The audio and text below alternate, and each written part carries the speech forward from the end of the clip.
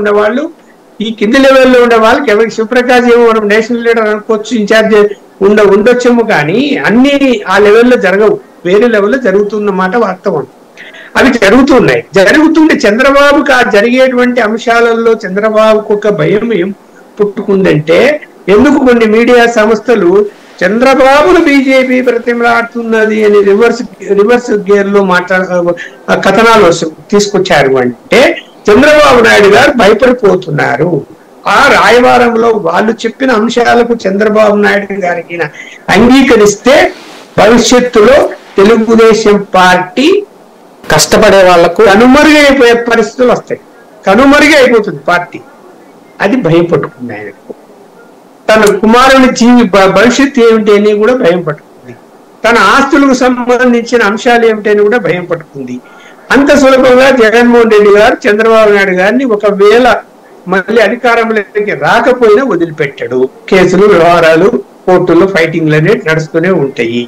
వీటన్నిటి మధ్య ఏమి చేయలేని పరిస్థితుల్లో ఇప్పుడు పార్టీ వాళ్ళ యొక్క పార్టీ ఇంపార్టెంట్ దేనికి అనుకుంటున్నారు? వాళ్ళ యొక్క భవిష్యత్తు ఇంపార్టెంట్, ఆ కుటుంబం యొక్క భవిష్యత్తు, ఆ కుటుంబం యొక్క చేసినటువంటి తప్పులు ఏవైతే ఉన్నాయో వాటి విషయంలో ఆందోళనతో ఉన్నారు వాళ్ళు. అందువల్ల ఏంటి, వాళ్ళు ఇంకా నొక్కడానికి ప్రయత్నం చేస్తూ బటన్ ఇంకా నొక్కుతున్నారు. ఇంకా ఎంతవరకు తగ్గుతాడు, ఏం చేస్తాడు చంద్రబాబు నాయుడు చూద్దాము అని. దాంతో టెన్షన్ క్రియేట్ అయిపోయింది వీళ్ళకి. టెన్షన్ క్రియేట్ అయిపోయిన తర్వాత ఏం చేశారు, ఇప్పుడు మీడియా సంస్థలకు మీరు ఇలా రివర్స్ లోకి రండి, లేకుంటే జనం మమ్మల్ని తప్పుగా అనుకుంటారు, ఇబ్బంది అయిపోతుంది అని చెప్పేటువంటి భావనలో వీళ్ళు ఆ విధంగా ప్రచారాలు మొదలుపెట్టారు. అసలు బీజేపీతో పొత్తు ఉంటే ముస్లిం మైనారిటీ ఓట్లు పోతాయి, క్రిస్టియన్స్ ఓట్లు పోతాయి, తెలుగుదేశం గెలవడానికి ఇబ్బంది వస్తుంది అని ప్రచారం చేస్తున్నారు, ప్రచారం చేపిస్తున్నారు. పొత్తు అవసరం లేదు అని. అందువల్ల ఏంటంటే షరతులు సుమారు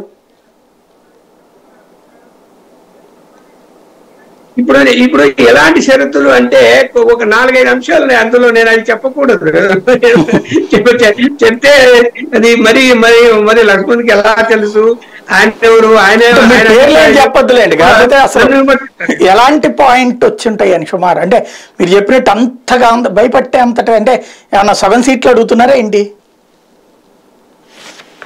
అంతే కదా, మళ్ళీ అడుగుతున్నారు. పవన్ కళ్యాణ్ బీజేపీ 7 సీట్లు అడుగుతారు, 10 పార్లమెంటరీ సీట్లు అడుగుతారు, గెలిపించే బాధ్యత తీసుకోవాలంటారు. అన్ని జరుగుతున్నాయి. జరపడం